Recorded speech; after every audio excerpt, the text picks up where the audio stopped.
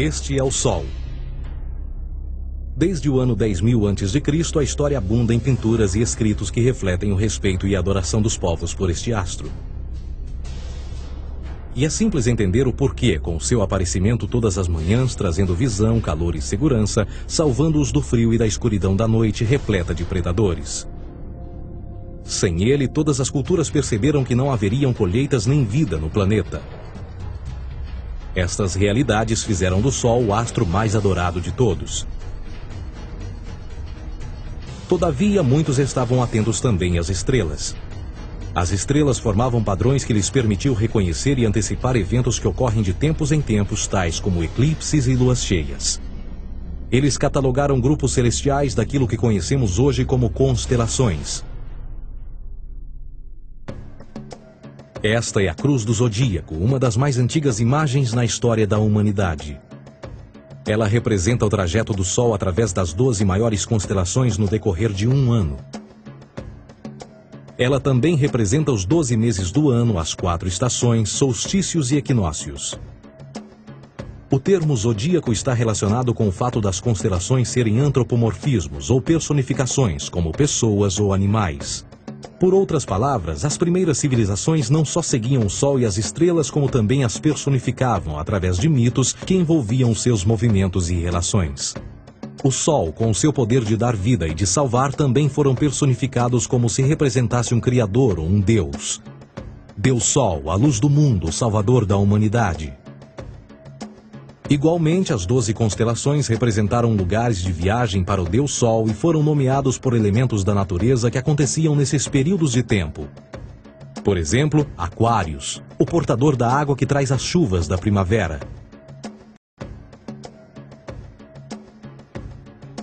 Este é Horus.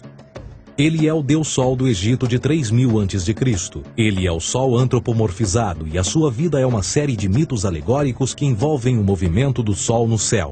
Dos antigos hieróglifos egípcios conheceu-se muito sobre esse Messias solar.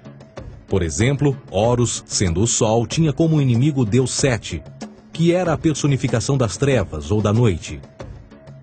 E metaforicamente falando, todas as manhãs Horus ganhava a batalha contra Sete. E no fim da tarde, Sete conquistava Horus e o enviava para o mundo das trevas. Será importante frisar que trevas versus luz ou bem versus mal tem sido uma dualidade mitológica onipresente que ainda hoje é usada em muitos níveis. No geral, a história de Horus é a seguinte. Horus nasceu em 25 de dezembro da Virgem Isis Mary. O seu nascimento foi acompanhado por uma estrela no oeste, que por sua vez foi seguida por 3 reis em busca do Salvador recém-nascido. Aos 12 anos era uma criança prodígio nos ensinamentos, e aos 30 anos ele foi batizado por uma figura conhecida por Anup, e assim começou o seu ministério. Horus teve 12 discípulos e viajou com eles, fazendo milagres tais como curar os enfermos e andar sobre as águas. Horus também era conhecido por vários nomes como a Verdade, a Luz, o Filho Adorado de Deus, o Bom Pastor, Cordeiro de Deus, entre muitos outros. Depois de ter sido traído por Tifão, Horus foi crucificado, enterrado por 3 dias e então ressuscitou. Estes atributos de Horus, originais ou não, parecem influenciar várias culturas mundiais e muitos outros deuses encontrados com a mesma estrutura mitológica. Atis da Firígia nasceu da Virgem Nana em 25 de dezembro. Crucificado, foi posto na tumba e 3 dias depois ressuscitou. Krishna, da Índia, nasceu da Virgem Davaki com uma estrela no ocidente assinalando sua chegada, fez milagres juntamente com seus discípulos e após sua morte ressuscita. Dionísio da Grécia nasceu de uma virgem em 25 de dezembro. Foi um professor peregrino que praticou milagres como transformar água em vinho e é referenciado como Rei dos Reis, Filho unigênito de Deus, o início e o fim, entre muitas outras coisas, e após sua morte ressuscitou. Mitra da Pérsia nasceu de uma virgem em 25 de dezembro. Ele teve 12 discípulos e fazia milagres. E após sua morte foi enterrado por 3 dias e então ressuscitou. Ele também foi chamado de a Verdade, a Luz, entre outros. Curiosamente, o dia sagrado de adoração a Mitra era um domingo. O O que importa salientar é que existiram inúmeros salvadores em diferentes períodos em diversos lugares da Terra que preenchem essas mesmas características. A pergunta que não quer calar: o porquê desses atributos? Por que o nascimento de uma virgem em 25 de dezembro? Por que a morte e a ressurreição após 3 dias? Por que os 12 discípulos ou seguidores? Para descobrirmos, vamos examinar o mais recente dos Messias solares. Jesus Cristo nasceu em 25 de dezembro em Belém. Ao nascer foi anunciado por uma estrela no ocidente que seria seguida por 3 reis magos para encontrar e adorar um novo Salvador. Tornou-se pregador aos 12 anos. Aos 30 anos foi batizado por João Batista e então iniciou seu ministério. Jesus teve 12 discípulos que viajaram com ele praticando milagres como curar doentes, andar sobre a água, ressuscitar mortos. Ele também é conhecido como Rei dos Reis, o Filho de Deus, a luz do mundo, o início e o fim, o Cordeiro de Deus, entre muitos outros. Depois de ter sido traído por seu discípulo Judas por 30 moedas de prata, ele foi crucificado, posto em uma tumba e após 3 dias ele ressuscitou e ascendeu aos céus. Em primeiro lugar, a sequência do nascimento é completamente astrológica. A estrela no ocidente é Sírius, a mais brilhante do céu noturno, que a cada 24 de dezembro se alinha com outras 3 estrelas brilhantes no cinturão de Órion. Essas 3 estrelas brilhantes são chamadas hoje, como eram na antiguidade, 3 reis, 3 Marias no Brasil e Portugal.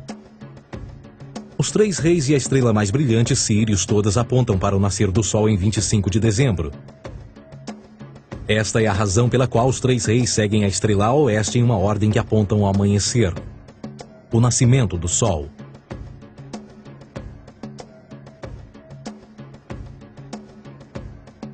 A Virgem Maria é a constelação de Virgo, também conhecida como Virgo, a Virgem. Virgo em latim significa virgem. Virgo também é conhecida como a casa do pão.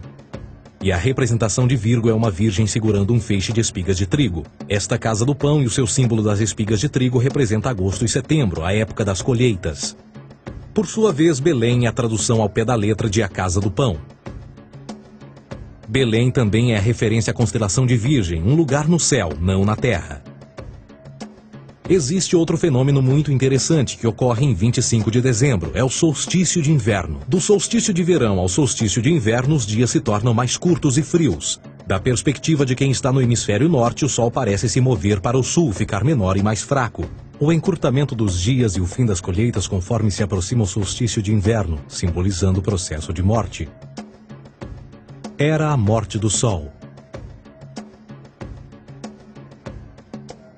Pelo 22º dia de dezembro, o falecimento estava completamente realizado e faz com que atinja seu ponto mais baixo no céu. Aqui algo curioso acontece. O Sol para de se mover por 3 dias. Durante estes 3 dias, o Sol fica pelas redondezas da constelação do Cruzeiro do Sul, ou Alfa Crucis. Depois desse período, em 25 de dezembro, o Sol se move 1 grau, dessa vez para o norte, trazendo perspectiva de dias maiores, mais calor e a primavera. E assim se diz: o Sol morreu na cruz, ficou morto por 3 dias, apenas para ressuscitar ou nascer mais uma vez. Esta é a razão pela qual Jesus e muitos outros deuses solares compartilham da ideia de crucificação, morte por 3 dias e o conceito da ressurreição. É o período de transição do Sol antes de mudar para a direção contrária no hemisfério norte, trazendo a primavera e assim a salvação. Todavia, eles não celebram a ressurreição do Sol até o equinócio da primavera, ou Páscoa. Isto é porque no equinócio da primavera o Sol domina oficialmente o mal, as trevas, assim como o período diurno se torna maior que o noturno. E o revitalizar da vida na primavera emerge. Agora, provavelmente, a analogia mais óbvia de todas neste simbolismo astrológico são os 12 discípulos de Jesus. Eles são simplesmente as 12 constelações do zodíaco com que Jesus, sendo o Sol, viaja. De fato, o número 12 está sempre presente ao longo da Bíblia.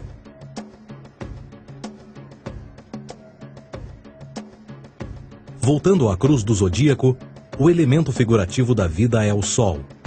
Isto não é uma mera representação artística ou ferramenta para seguir os movimentos do Sol. Era também um símbolo espiritual pagão. Uma logografia similar a isto.